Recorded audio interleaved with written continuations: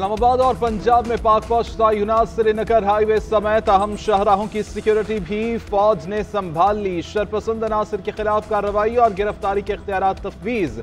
मुजाहिरीन के खिलाफ लाठीचार्ज और आंसू गैस की शेलिंग की भी इजाजत। ताकत का इस्तेमाल कम से कम किया जाएगा। पुलिस की अदम मौजूदगी में फौज गिरफ्तारियां भी करेगी। पाक फौज के दस्तों का गश्त, अमन अमान और अवाम का तहफ़्फ़ुज़ यकीनी बनाने के लिए हालात पर कड़ी नजर। इस्लामाबाद में पाक फौज की तैनाती 17 अक्टूबर तक की गई। फौजी दस्ते शंघाई ताउन तंजीम के इजलास तक तैनात रहेंगे।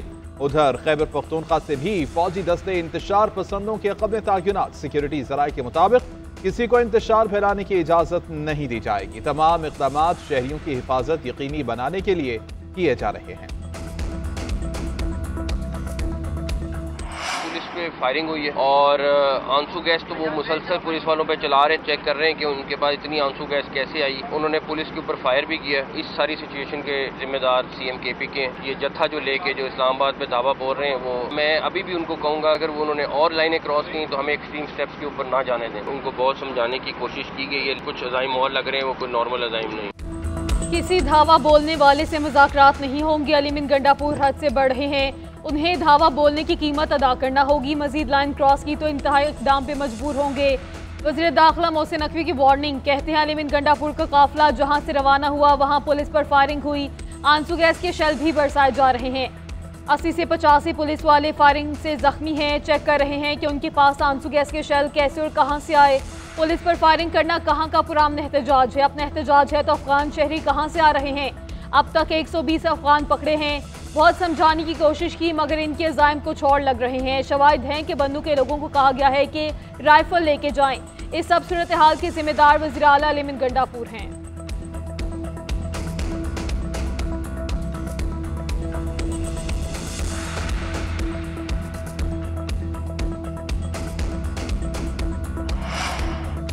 पीटीआई जो कर रही है उसको इस्लामाबाद पर दुश्मन का हमला समझते हैं। अब मुज़ाकरात की कोई गुंजाइश नहीं। पीटीआई लाशें लेकर जाना चाहती है। उनकी कोशिश है कि अपने बंदे मरवाएं, इसलिए हमने पुलिस को गैर मुसल्लह रखा है। वज़ीर दिफा ख्वाजा आसिफ कहते हैं कि एक सूबे का वज़ीर आला दूसरे सूबे और वफाक पर मुसल्लह हमला कर रहा है। हमले के लिए तमाम सरकारी मशीनरी इस्तेमाल की जा रही है। जब मुसल्लह जत्थे आ रहे हैं तो वफाकी हुकूमत कैसा रिस्पॉन्स दे, हम उल्टा लटकाकर इनसे हिसाब लेंगे। इस्लामाबाद पर लश्कर कशी और भारतीय वज़ीर खारजा को दावत दी जा रही है। पीटीआई का वाली वारिस जयशंकर और मोदी है। इन्हें चाहिए कि दिल्ली जाकर जलसा करें या मोदी को बुला लें। वापसी का कोई फैसला नहीं किया। पीटीआई का अगला पड़ाव डी चौक पर होगा। पुरान मार्च को रोकने के लिए सैकड़ों कंटेनर्स रखे गए हैं।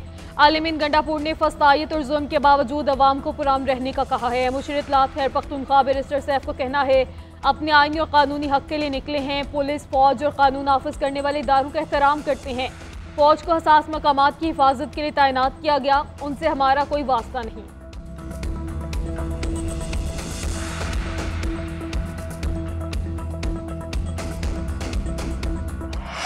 तरफ वो इंतशार है, तशद्दुद है और एक तरफ बिल्कुल तबाही और बर्बादी का मंजर है। वो है खैबर पख्तूनख्वा का सूबा। अब ये क्यों किए जा रहे हैं धरने? क्योंकि कभी भी इनको पाकिस्तान की तरक्की काबिल कबूल नहीं थी। इनको नींद नहीं आती जब पाकिस्तान के हालात बेहतर हो रहे हैं। बिल्कुल उलट सोच है। तकलीफ आपको ये हो रही है कि पाकिस्तान की इकॉनमी बेहतर क्यों हो रही है। जैसी इकॉनमी बेहतर हुई है, ये वही काम है जो 2013 में किया गया था। मुल्क दुश्मन लोग पाकिस्तान को तबाह करना चाहते हैं। किसी को रेड जोन के पास भी फटकने नहीं दिया जाएगा। इंतशार और तशद्दुद की सियासत को मुस्तरद करते हैं। पाकिस्तान के हालात में बेहतरी मुखालिफिन को हजम नहीं हो पा रही। वफाकी वज़ीर इत्तलात अता तारड़ कहते हैं कि खैबर पख्तूनख्वा में सिर्फ इंतशार, तशद्दुद, तबाही और बर्बादी है। इन लोगों का बयानिया फौज और रियासत के खिलाफ है। धरने और लॉन्ग मार्च क्यों किए जा रहे हैं? पाकिस्तान के हालात बेहतर हों तो इन लोगों को नींद नहीं आती। पीटीआई को पाकिस्तान की तरक्की अच्छी नहीं लगती। रेड जोन में धरने का मकसद कार सरकार को मफलूज करना है। धरने और मार्च करने वालों को पाकिस्तान की तरक्की कबूल नहीं। किसी को एसयू को सबताज करने की इजाजत नहीं दी जाएगी।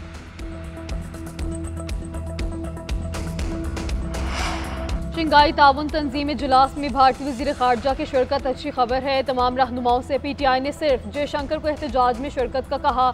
बेहतर होगा पीटीआई उन्हें अपनी कारकर्दगी रिपोर्ट भी पेश करे। सेंटर इरफान सदीकी के एक्सपोस्ट कहा PTI उन्हें दिफाई तनसीबात पर भी लेकर जाए, PTI उन्हें शहदा के तबाहशुदा मज़ारों पर भी लेकर जाए। इस तरह PTI और भारत हमेशा के लिए लाजवाल रिश्तों में बन जाएंगे। अज़मा बुखारी ने कहा कि भारतीय वज़ीर ख़ारजा को रियासत मुखालिफ एहतजाज में शिरकत की दावत मुल्क दुश्मनी है। इन लोगों में मुल्की वकार, सालमियत और खुद मुख्तारी जैसी सोच दूर तक मौजूद नहीं। इनके DNA में ही पाकिस्तान मुखालिफ जरासीम हैं।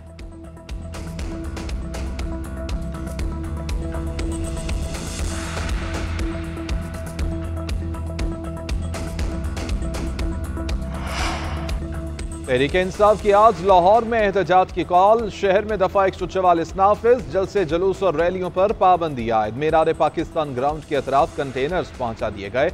आजादी फ्लाईओवर पर पुलिस तैनात। लाहौर के दाखिली रस्ते सील। बाबू साबो इंटरचेंज, ठोकर नियाज बेग, लाहौर सियालकोट मोटरवे के दाखिली रास्तों पर कंटेनर्स रखे गए। रिंग रोड, शाहदरा, गजुमत्ता, गड़ी शाहू, दाता दरबार के अतराफ भी रुकावटें नस्ब। दादा दरबार से मीनार पाकिस्तान जाने वाली एक सड़क बंद। GT रोड पर ट्रैफिक रमादमा है।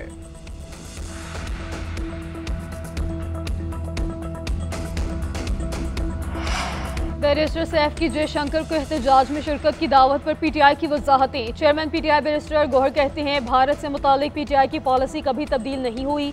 रियासत पाकिस्तान की भारत से 70 साल पॉलिसी ही PTI की पॉलिसी है। बैरिस्टर सैफ का बयान सियाको सबाक से हटकर पेश किया गया। जयशंकर का PTI की जद्दोजहद से कोई ताल्लुक नहीं। हमारी सियासी जद्दोजहद में किसी मुल्क का कोई अमल दखल नहीं। जयशंकर समेत किसी गैर मुल्की को इजाज़त नहीं कि हमारे मामलात पर तबसरा या शिरकत करे।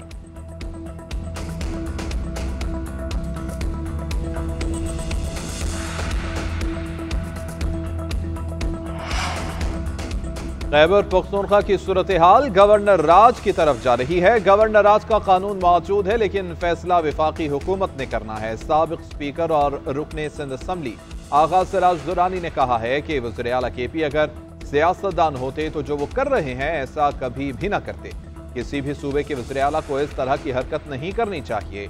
सईद गनी बोले कि PTI ने बार बार साबित किया कि इनके फैसले मुल्क दुश्मन हैं। हर जमात को पुरअमन एहतजाज का हक है, मगर इनकी टाइमिंग खराब है। तहरीक इंसाफ की 2014 में धरने के खिलाफ दरख्वास्तें समाअत के लिए मुकर्रर। चीफ जस्टिस आलिया नीलम की सरबराही में 3 रुकनी बेंच 10 अक्टूबर को समाअत करेगा। हाईकोर्ट ऑफिस ने कॉज लिस्ट जारी कर दी। धरने के खिलाफ दरख्वास्त दायर करने वाले वकील AK डोगर इंतकाल कर चुके हैं। दरख्वास्तें 2014 में लाहौर हाईकोर्ट में दायर की गई थी।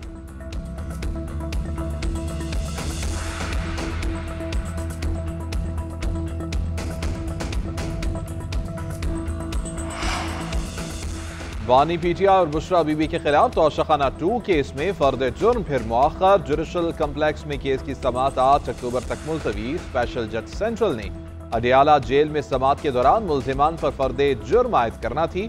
उधर एहतसाब अदालत में बानी PTI और बुशरा बीबी के खिलाफ 190 मिलियन पाउंड रेफरेंस पर समाअत बगैर कार्रवाई के मुलतवी। मजीद समाअत 7 अक्टूबर को होगी।